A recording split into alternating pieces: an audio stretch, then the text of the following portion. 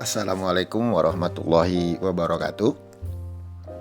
Jumpa lagi dengan media perkebunan. Yang pada kesempatan kali ini kita akan membahas tentang mahalnya minyak goreng di negara yang penghasil CPO terbesar di dunia.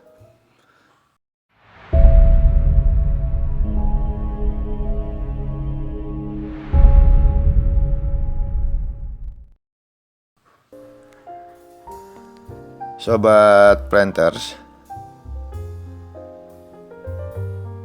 semoga teman-teman semua dalam keadaan sehat selalu dan tidak kurang satu apapun, serta tetap diberikan kesehatan dan kemurahan rezeki oleh Allah Subhanahu wa Ta'ala. Amin amin ya Rabbal Alamin. Pada kesempatan kali ini kita membahas tentang negara sebagai produsen CPO di dunia, tetapi harga minyak goreng juga tidak kurang dahsyatnya, yaitu di negara yang disebut negara atau negeri Wakanda. Seperti kita ketahui, di negeri Wakanda ini dianugerahi potensi alam yang berlimpah. Salah satunya adalah sebagai produsen CPO terbesar di dunia. Tetapi mengapa kebutuhan pokok masyarakat seperti minyak goreng harganya sangat mahal? Baiklah, sebelumnya mari kita ulas perlahan-lahan.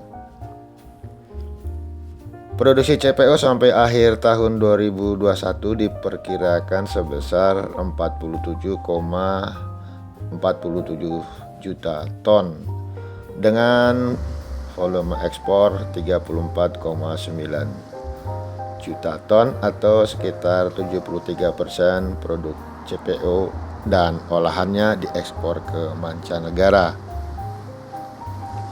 Sementara untuk kebutuhan dalam negeri, terutama untuk industri pangan, hingga akhir 2021 ini diperkirakan sebesar 8,94 juta ton atau 18,83% dari total produk CPO.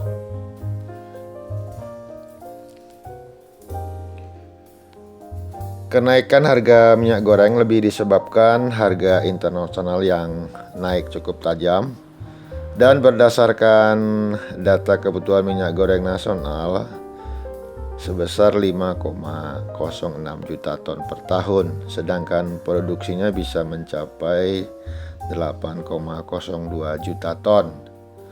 Anehnya lagi, di negara dengan produksi CPO terbesar di dunia, tapi masyarakatnya mendapati harga minyak goreng cukup tinggi. Dan ironinya, CPO dalam negeri yang akan dibuat menjadi minyak goreng dipatok dengan menggunakan harga ekspor. Oke, baiklah Sobat Planters, kita bahas satu persatu keanehan yang terjadi di negara Wakanda.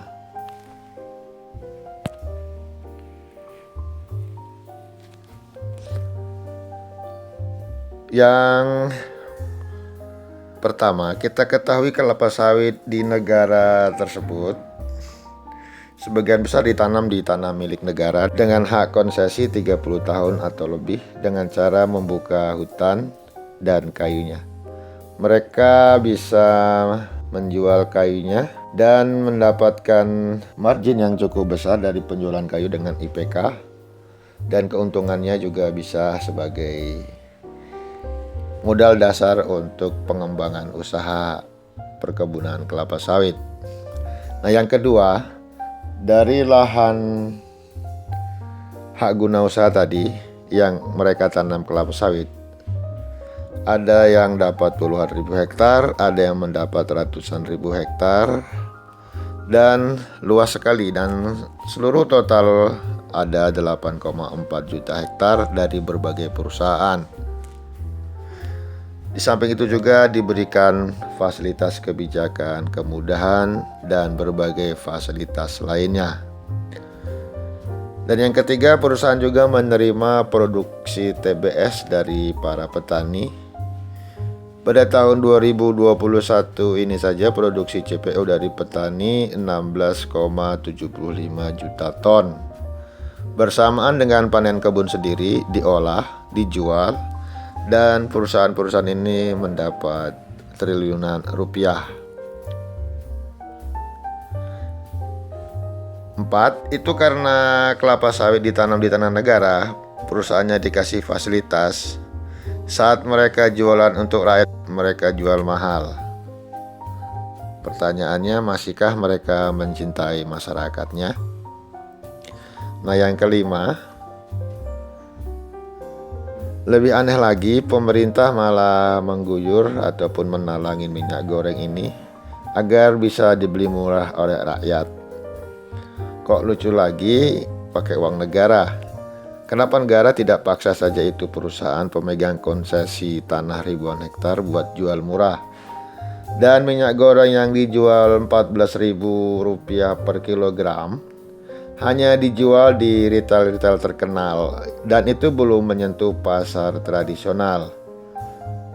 Dan yang lebih aneh lagi, dengan harga yang diturunkan tersebut menyebabkan kelangkaan minyak goreng di pasar retail. Nah, strategi yang akal-akalan dilakukan oleh para oligarki. Yang keenam, lihatlah laporan keuangan perusahaan ini.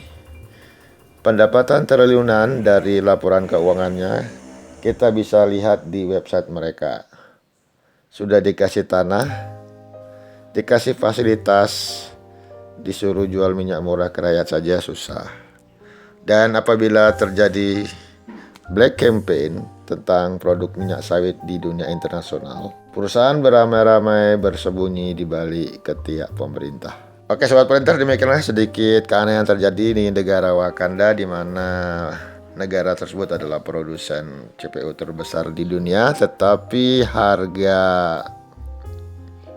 minyak goreng juga cukup tinggi. Semoga bermanfaat. Terima kasih. Wassalamualaikum warahmatullahi wabarakatuh.